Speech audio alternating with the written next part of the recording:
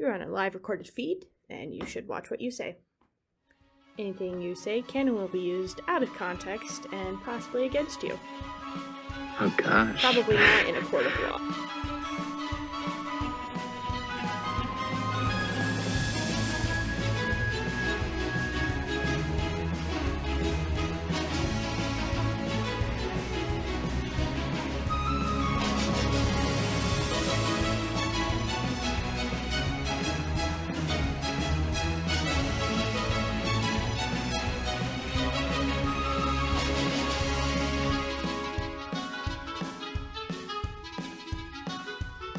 Alright, well, would you like me to start with my synopsis? Sure. Discuss the film. By the way, my synopsis is just a synopsis I pulled off online. Okay, so today we are reviewing the movie The Courier, which is found on Amazon Prime. We are not sponsored by them yet, but you can find it on Amazon Prime. Yeah, soon. Soon. Sponsorship soon coming. Thanks, Amazon. Thanks to Amazon and all 4 of our listeners. Okay, so it is called The Courier, and it is a movie set in the Cold War. And a Cold War spy, Greville Wynn, he's British, and his Russian source try to put an end to the Cuban Missile Crisis. Okay, so Benedict Cumberbatch is Greville Wynn. He does a fantastic job, as always. Good job, Benedict Cumberbatch. Not sponsored by Benedict Cumberbatch yet, but soon to come. They do actor sponsorships. Rachel Brosnahan, she's very famous. She's been in a bunch of stuff, especially recently. Most notable is Amazon Prime original, The Marvelous Mrs. Maisel, which is like a comedy thing. I've not seen it. She's very talented. And then I tried to look up how to pronounce his name, and I apologize for butchering it. But Merab Ninidezi plays Oleg Penkovsky, who is the Russian spy that has contact with Benedict Cumberbatch's character, Greville Wynn. Yeah, and then they just call him Alex, right? Yes, they call him Alex, because I believe that's the translation for his name from Russian to English. Well, doesn't he say, like, my name doesn't sound good in English? Yeah. Yeah. So I don't know. I should have done some research, but like, for example, Pedro is Peter in Spanish. Like, people aren't called Peter in Spanish; they're called Pedro. But like, it might be the same. Like, Oleg is Alex. I don't know. But anyway, they call him Alex. So those are like the main characters. There's a bunch of other. So those are the main players in this movie. So Rachel Brosnahan's character is a CIA agent, or Emily Donovan. And so she picks up some intel on some like chatter about Russian missiles being places, right? Yeah. And they're stretched thin over at the CIA or stuff, so she takes it to MI6, British intelligence. Yeah. Which at that point, they're trying to find somebody who can get in and out of, like, Soviet Russia, Eastern Europe, without raising any suspicions, but also kind of carry some notes back and forth because they receive intel that Alex wants to spy for them. So that is when Benedict Cumberbatch is recruited. Yeah. Where? He's just like a businessman. Mm-hmm. Not an actual government agent. No. Nope, not an actual government agent, which is why they wanted him, to make sure that he could get in and out. So I don't know. We then see the meetup where he meets up with where Greville meets up with Alex in Russia. Kind of. Alex is like one of the high heads in the government, right? Like one of the higher up guys. I guess he is. Yeah, because he was in those access meetings. to like intelligence. Mm-hmm. And he was in those meetings where like the leader was, in his opinion, going a little crazy, which is what made him want to defect to be a spy. So Okay. Yeah. So then, would you like to continue and explain kind of what happens next? What happens next? What does happen next? I don't know. Greville, he starts taking notes back and forth between the USSR and Britain. But first, remember that he was just supposed to make contact with Alex, right? And then he was going to be done. Was that what it was? Yeah. Okay. But and Alex more. Alex specifically wanted to keep passing his notes back and forth through Greville. Because MI6 was going to cut him loose and be like, you done. Don't have to do any more. But Alex specifically requested. Yeah. There's that. So basically what we get next is just this montage of Alex taking pictures of government secrets and sending them through Greville. We get like this montage of him being in the back room and having his like secret little spy camera, which are super cool. Did you notice the way it was? It was? Like it was like a rectangle, like a very small rectangle you pull out and you... So there's a side note. There is a series on Netflix that is all about like spies, like real life spies, and some of the like the things that they use to maybe recruit assets or the equipment that they use to be spies. And so they did like a whole series on some of the equipment, and that that little camera was in that explanation of the equipment and stuff. So I'd seen it before. Oh, cool. So it wasn't. Yeah. We watched it a while ago though, so I couldn't really tell you much about the camera. I just know it was super tiny, and it was pretty good technology for like, what was it, the 80s? Yeah. No, not the 80s. It wasn't the 80s. It was much 50s. Further back than that. Yeah. Yeah. I was just going along with it, whatever you said. I'm sure people out there want to smack me for not knowing my Cold War era. Yeah. It was 50s. Google says the Cold War was from 1947 to 1962. So, my apologies, definitely not the 80s.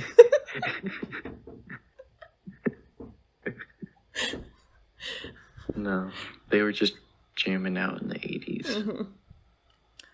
All right, what were we going to say? Going on. So, I liked the movie.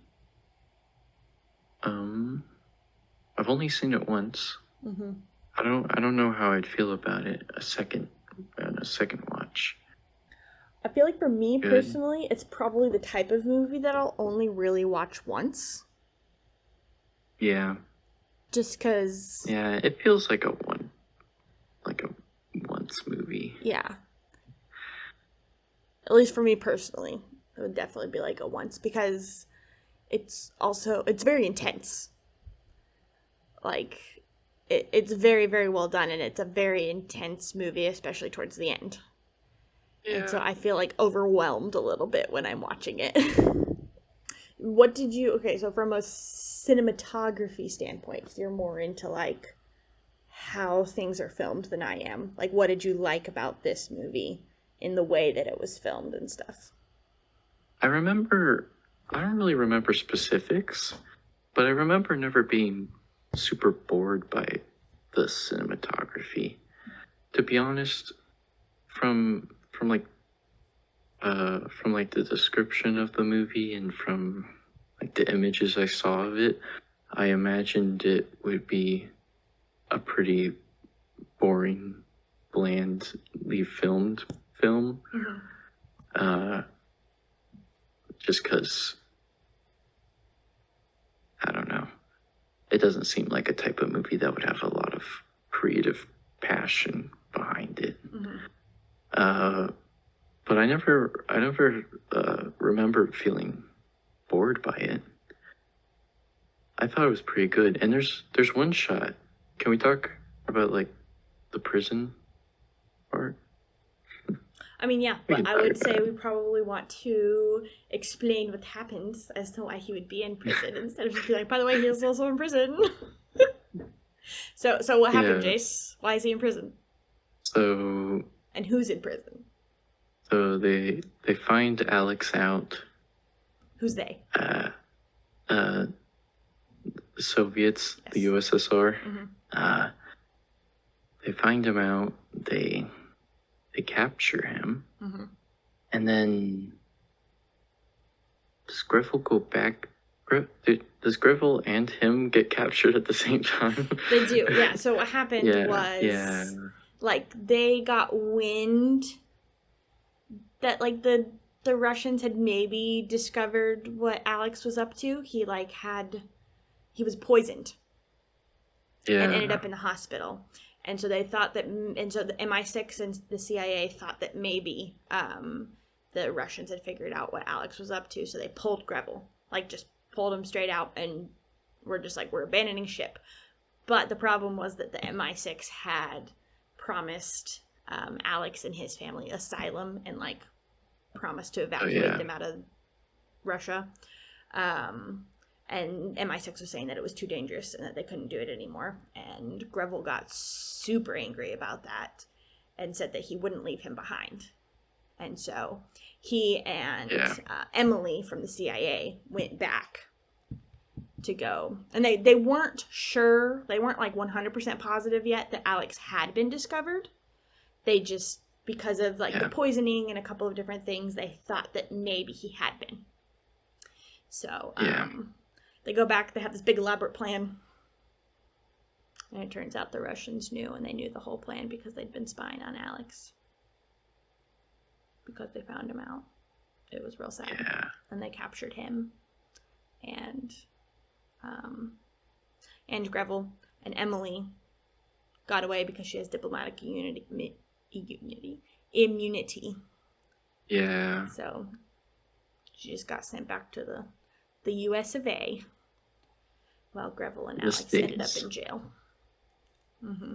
But also, like I said in the synopsis, they were trying to end the Cuban Missile Crisis stuff because Russia was putting nuclear I cannot say that word, nuclear missiles and stuff in Cuba to be closer to the US, which was like a huge deal. And so Alex was sharing that information about it and like their plans and where they were going to have it and everything. So now QJ's talking about the prison scene. So they're in prison, and that's why. Yeah. Greville's in prison, and there's one shot that I liked where Greville is kind of like losing his mind in this place, and he starts like destroying his like prison room, like throwing like the bed and everything, and you see it through like the like peephole of the door, and I thought that was really cool.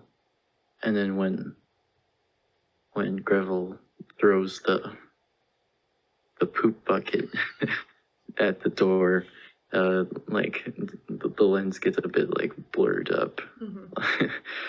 And yeah, I thought that was a cool shot. Yeah, that was a cool shot. And then did you notice that in the future scenes of him in his cell too, that there was like still poop on the wall and on the door? Yeah. Yeah. I was like, good continuity, guys. Yeah. But nasty. Yeah. But yeah, no, the the scenes in the prison were very emotional and like very heart-wrenching, especially when like Greville's wife comes to visit him. Yeah. That was very, very sad. And I think at that point he had been in there for what, 6 months? Yeah. And then she says like it'll probably be like another year or two. Yeah. Before they can get him out. And he already, I mean, like, they did a really great job. Benedict Cumberbatch already, like, he looked terrible. Like, he looked so horrific. Like he was skeleton. So skinny, so gaunt, like, so white and dirty, and just so pale, but so, like, dirty and covered in grime, and just, I mean, Benedict, shaved, bald, right? His head was shaved, yeah. Yeah. And so, like, he just looked so pitiful, and it was so sad and very well done. So, that was sad. But, and then can we talk about that scene where he and Alex are together in prison? Like, in that interview? Yeah. Did you almost cry? I didn't almost cry. I almost cried. Tell the folks at home, Jace, why I almost cried. So Greville and Alex get to meet up in the prison. Why did the Soviets let them? I forget why. Did you watch this movie, Jace? Okay, so they met up in the prison because they were interrogating both of them, because neither of them had admitted to what they had done. Like, Greville was just saying he's still just a businessman. If he was carrying notes back and forth, he didn't know what was in them. He didn't realize that it was spying. And Alex was, I believe, still denying the fact that he had been spying. Or they were trying to get Alex to admit, I can't remember for sure, that Greville had been helping him, and he wasn't doing that yet. So, also, small flashback to when Greville's wife came to visit him. She mentioned that, like, the Russians had started removing their missiles from Cuba.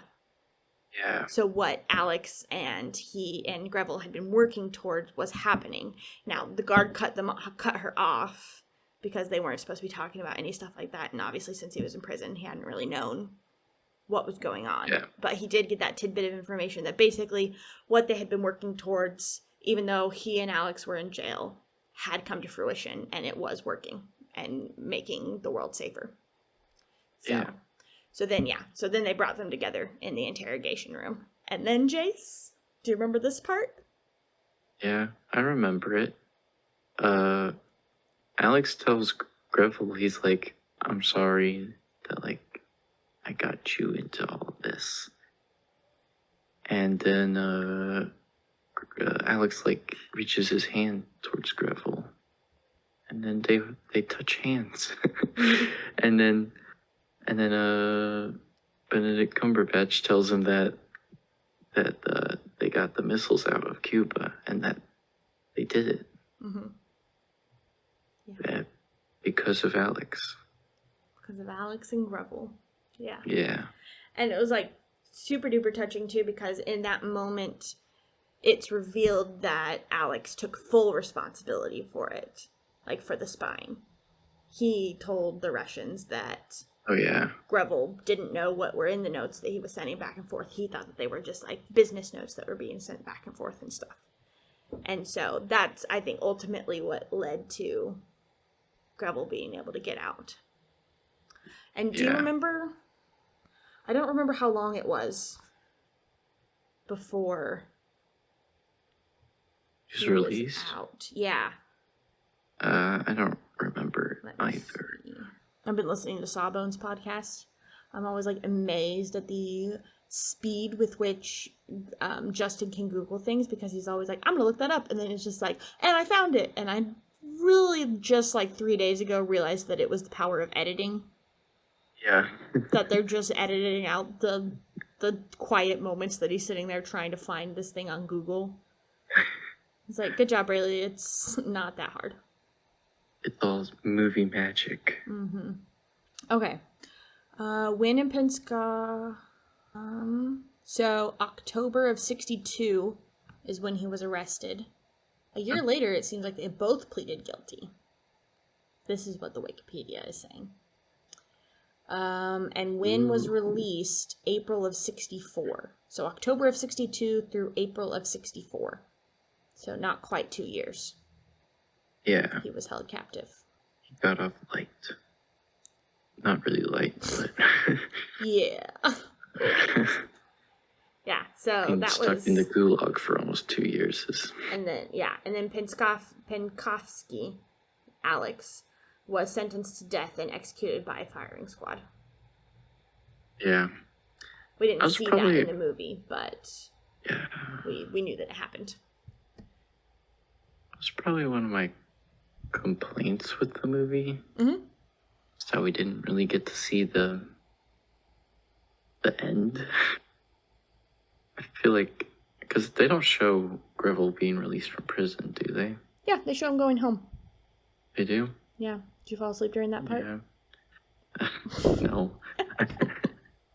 Yeah, they show him going home. He's standing, like, in front of his house, remember, with, like, all the paparazzi, all the reporters and stuff with his wife and son. Oh, yeah, I remember that. Yeah, that's the very end.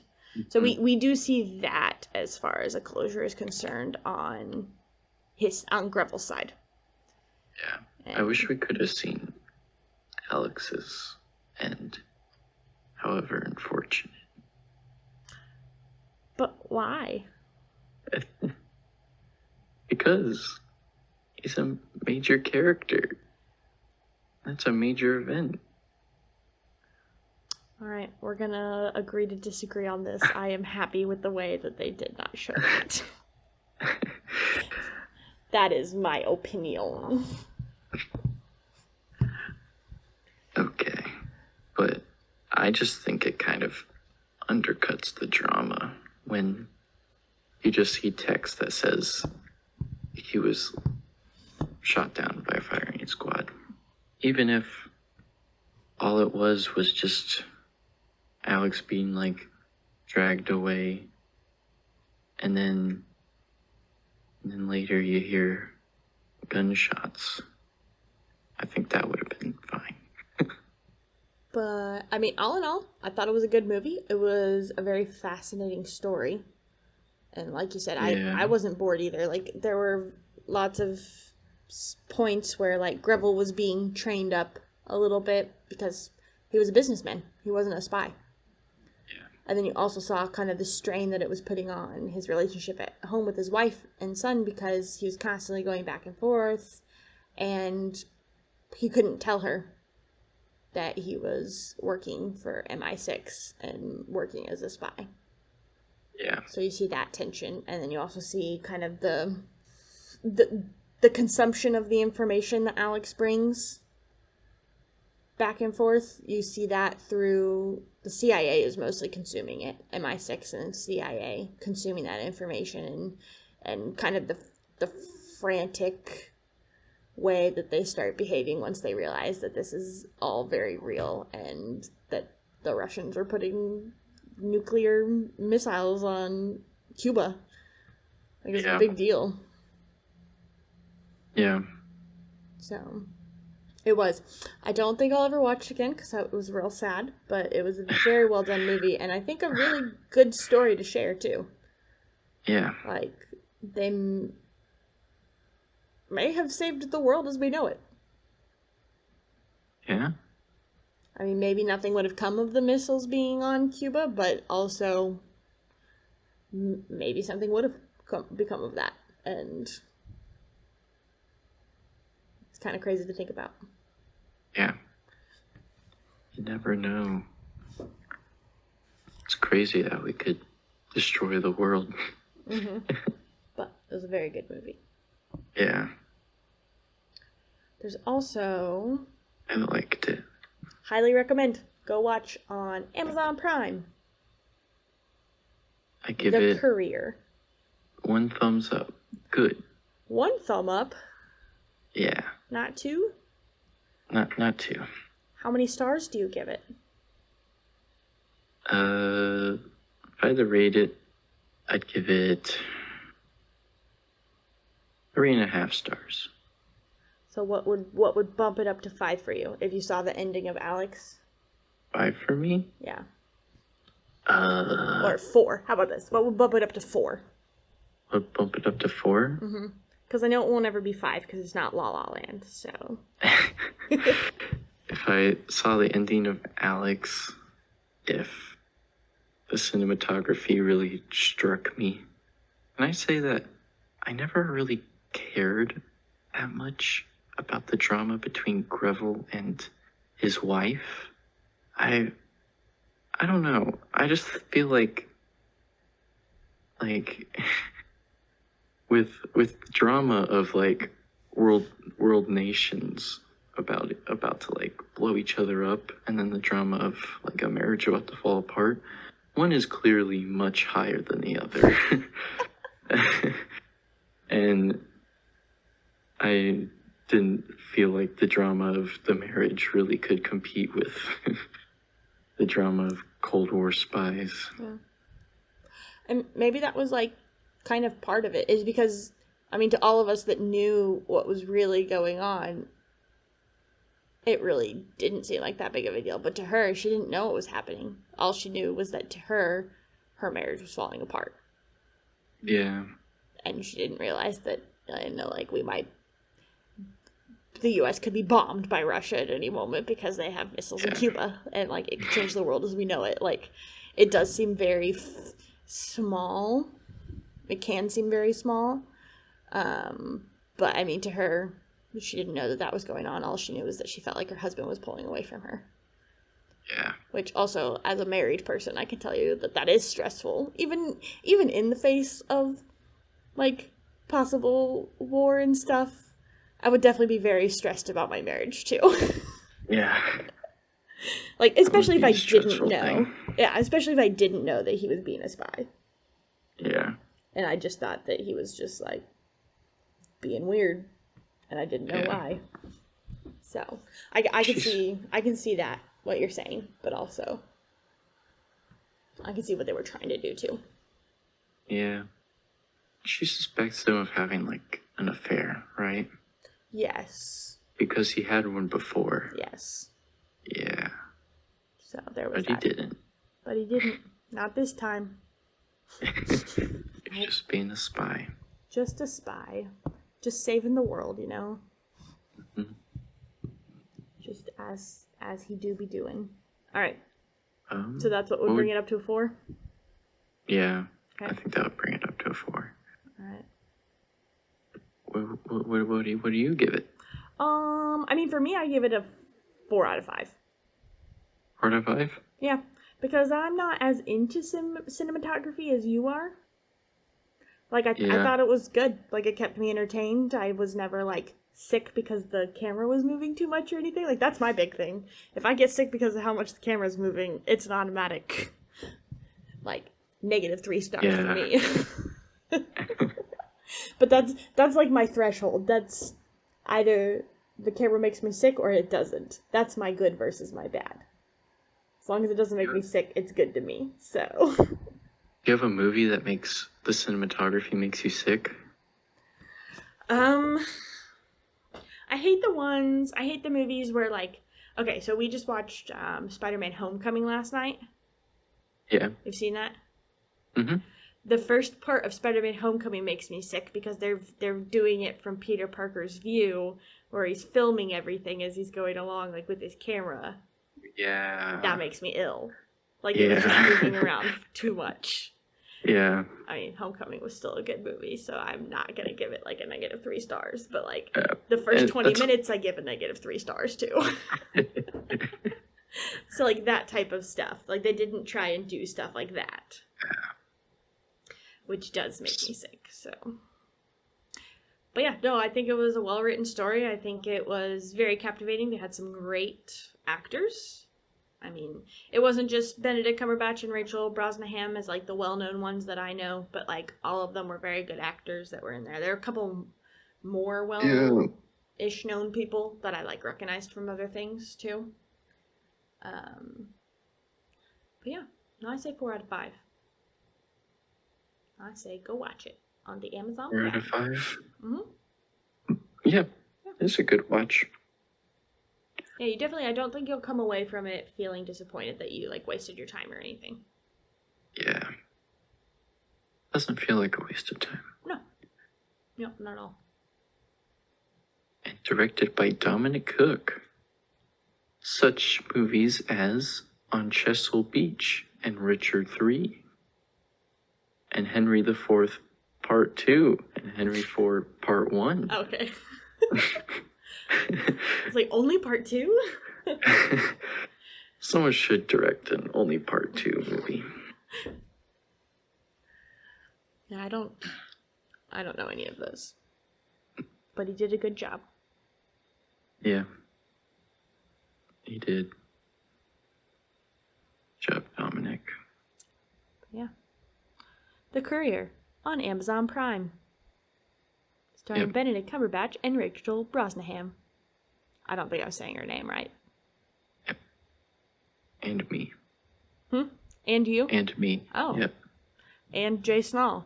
Uncredited, mind you. But he's Rebel's son.